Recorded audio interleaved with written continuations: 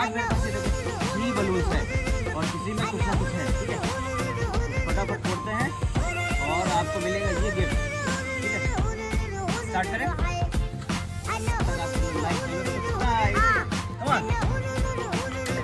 ये इसमें क्या निकला है?